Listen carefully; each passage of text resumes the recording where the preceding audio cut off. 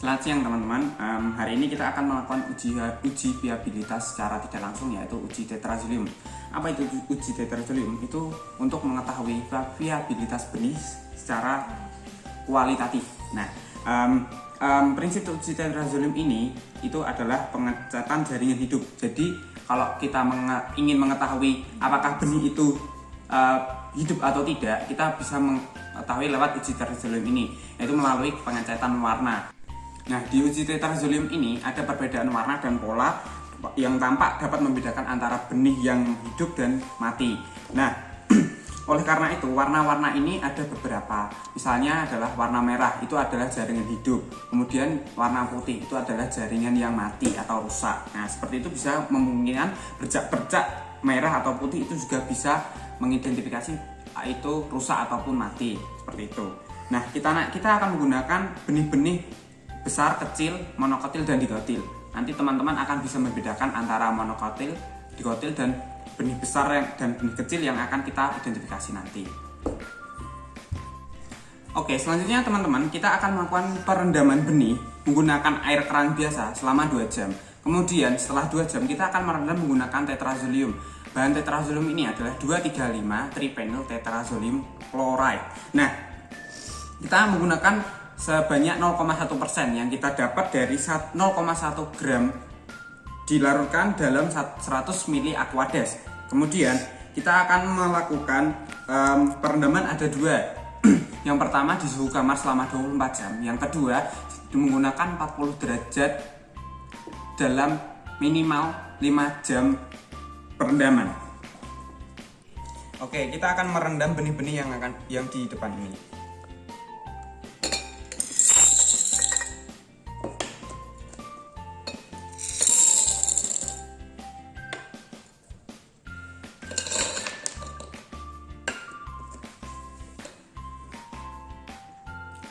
Merendam secukupnya aja sih, sampai semua terendam.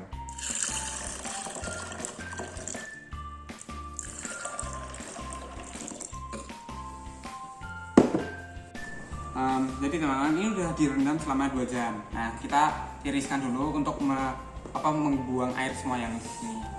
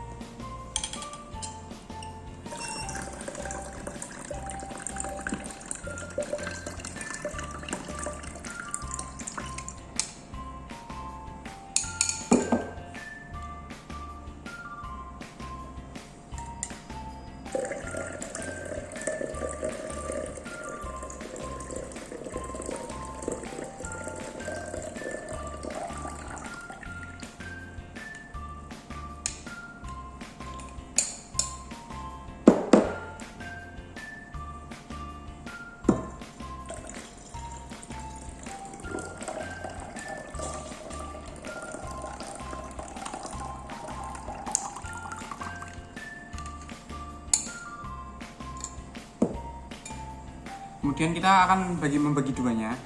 Yang pertama ini untuk melakukan yang uji 24 jam dengan suhu ruang. Yang kedua nanti kita akan melakukan dengan uji suhu 40 derajat untuk 5 jam. Kita akan membagi duanya.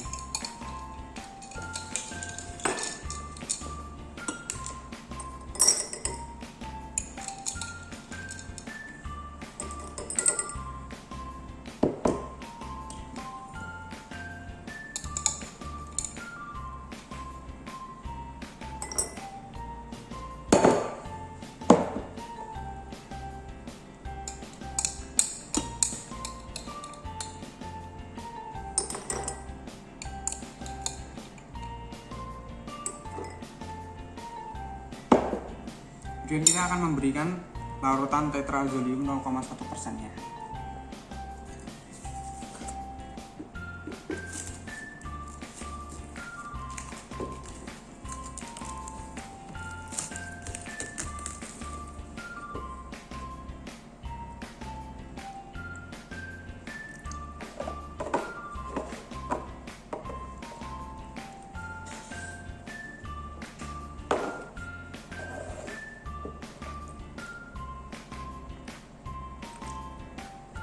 Yang ketiga, yang pertama ini kita dilakukan perendaman menggunakan tetrazolium selama 24 jam dengan suhu ruang. Nah, oke teman-teman, kita akan lanjutin yang untuk tetrazolium yang tahap kedua. Nah, kita ingin mewarnai tapi dengan metode preservasi tetrazolium yang menggunakan suhu 40 derajat dalam oven. Jadi ini kita sudah siapkan yang sudah kita rendam benihnya, kemudian kita masukkan dalam beker gelas yang lebih kecil.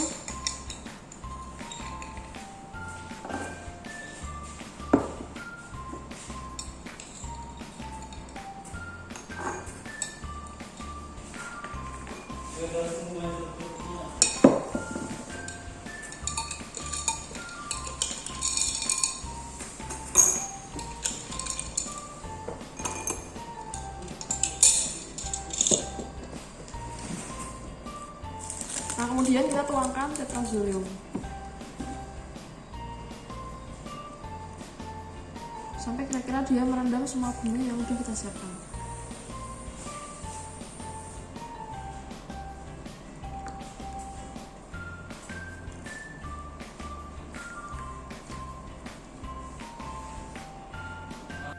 Nah, teman-teman, kita masukkan dalam oven yang sudah kita preheat dengan suhu 40 derajat Celcius.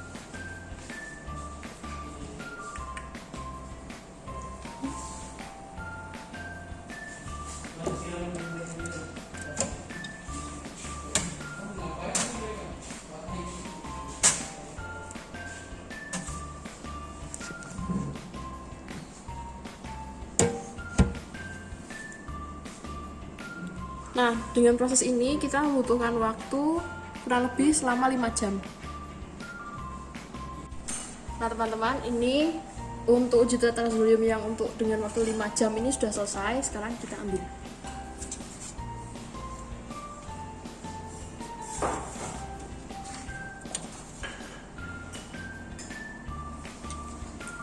Oke teman-teman, di sini sudah jadi dengan perendaman 24 jam yang menggunakan plastik guar, kemudian yang menggunakan suhu 40 derajat selama 5 jam. Mari kita buang air-air yang di sini. Oke teman-teman, ini kita membuang larutan tetrazolium yang kita sudah gunakan untuk merendam benih selama 24 jam dan juga yang untuk merendam benih selama 5 jam dengan menggunakan suhu 40 derajat Celcius. Teman-teman, itu tadi benih kedelai. Sekarang kita buang untuk yang benih kacang tanah dan nanti juga kita buang untuk yang jagung.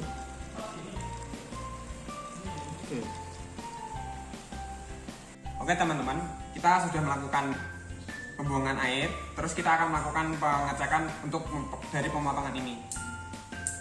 Mari kita lakukan untuk benih kedelai ini. Kita pilih yang paling merah dulu seperti ini. Nanti kita lihat apa yang terjadi di dalam.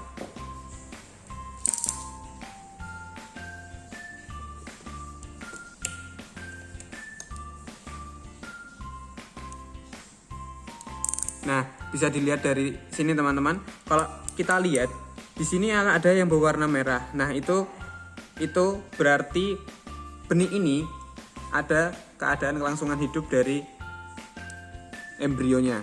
Ya, dia menyerap air dari tetrazolium tersebut. Nanti teman-teman bakal menggambar seperti ini dan masukkan ke papernya. Saya akan melakukan semuanya, pemotongan semuanya terlebih dahulu, nanti kita lanjut lagi. Oke teman-teman, di sini sudah ada hasilnya yang sudah kita belah. Kita bisa melihat hasil dari perbedaan benih monokotil, dikotil di perendaman 24 jam dan oven suhu 40 derajat selama 5 jam. Bisa kita lihat, nanti kita langsung share foto-foto yang sudah ada hasilnya seperti ini.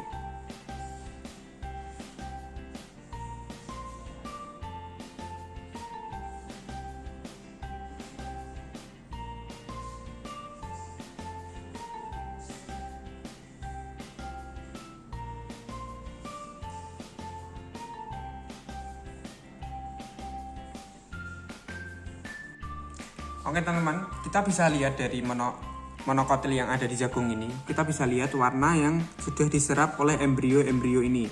Jadi ini ada yang berwarna putih, berwarna merah pekat tapi ada yang putih, dan juga ada yang berwarna merah jambu.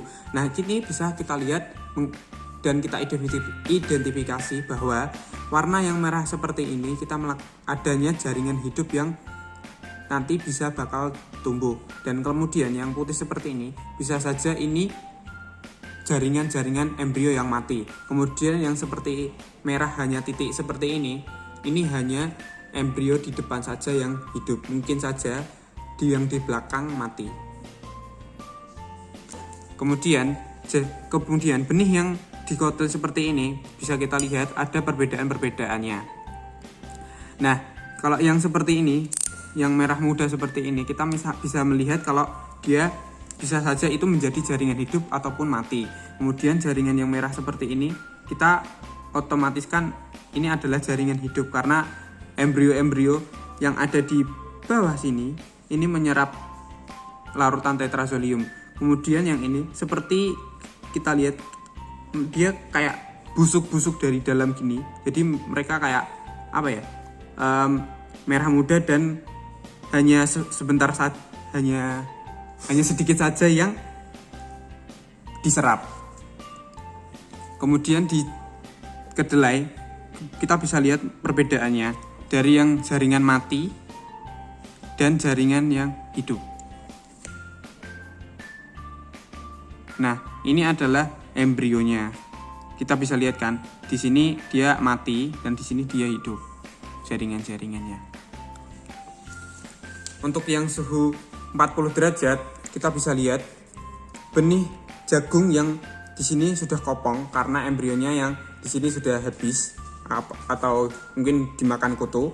Kemudian dia cuma mewarnai bagian-bagian yang hidup-hidup saja, tapi ini tidak bisa ditumbuhkan. Kemudian yang di sini 40 derajat bisa dibedakan dari 24 jam yang tadi karena 24 jam kita lakukan perendamannya selama 24 jam. Kalau yang suhu 40 derajat kita melakukannya hanya 5 jam saja. Kita bisa membedakan nanti di fotonya. Kemudian yang kacang ini kita bisa lihat perbedaannya juga lebih signifikan dari yang benih yang kayak setengah mati setengah hidup. Kemudian ini yang merah muda hampir ke embrionya, dan ini yang merah pekat kayak dia jaringannya hidup semua gitu. Kemudian yang kedelai yang di sini kita bisa lihat dari yang merah embrionya, kemudian merah muda, kemudian yang busuk karena di dalamnya udah kayak rusak gitu.